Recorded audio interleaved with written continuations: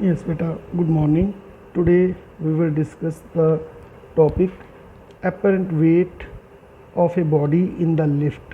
जब हम एक लिफ्ट में होते हैं तो जब लिफ्ट ऊपर को मूव करती है तो हमारा वेट चेंज हो जाता है। जब नीचे को वेट करती है नीचे को आती है तो हमारा वेट है वो वेरी करता है। ठीक है, तो अगर मान लो एक बॉडी है वो एक वेइंग मशीन के ऊपर रखी हुई है और लिफ्ट में है और उसका वेट नीचे को एक्ट कर रहा है mg।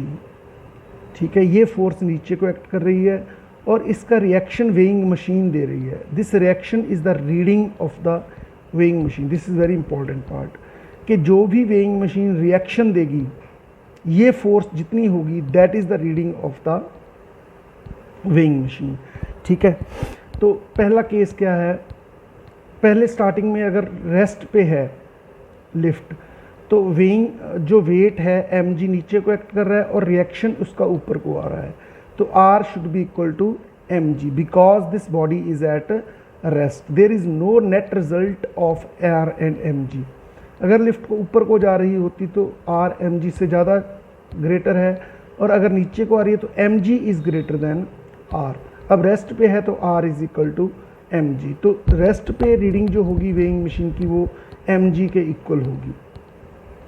अब मान लीजिए एक्सेलरेशन ऊपर a एक्सेलरेशन से जा रहा है, बॉडी जो लिफ्ट है वो a एक्सेलरेशन से जा रही है ऊपर।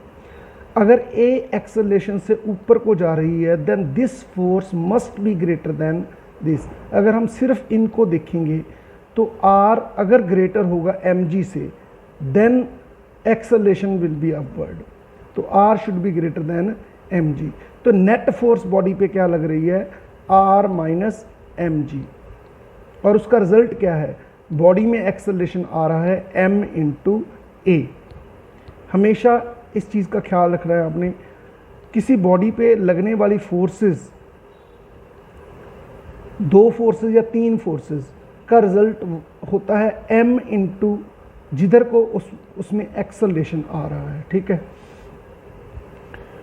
तो r is minus M G is equal to M A, M G इधर आके प्लस हो जाएगा, r is equal to M G plus A. जबकि रेस्ट पे r की वैल्यू थी एम जी, अब उसमें ऐड हो गया एम ए क्योंकि एक उसको एक्स्ट्रा फोर्स लगानी पड़ रही है to move the mass upward with the lift.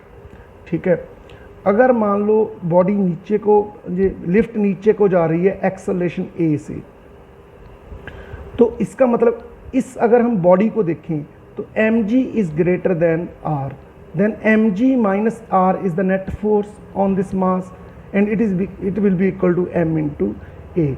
अब r आ जाएगा mg minus a, mean ma minus हो जाएगा वेट में से, तो the weighing machine will read less weight.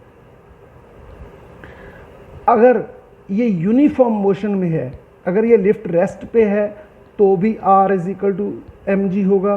अगर ये यूनिफॉर्म मोशन में है मतलब एक्सेलरेशन क्या है, zero, then even then r should be equal to mg क्योंकि net force on the mass m will be zero because acceleration is zero. Right, अगर मान लो रोप ब्रेक हो जाता है, रोप जो है वो ब्रेक हो जाता है तो नीचे को आने वाला एक्सेलरेशन होगा acceleration due to gravity, then a will be equal to g and net weight of the body will be zero, mg minus mg is equal to zero.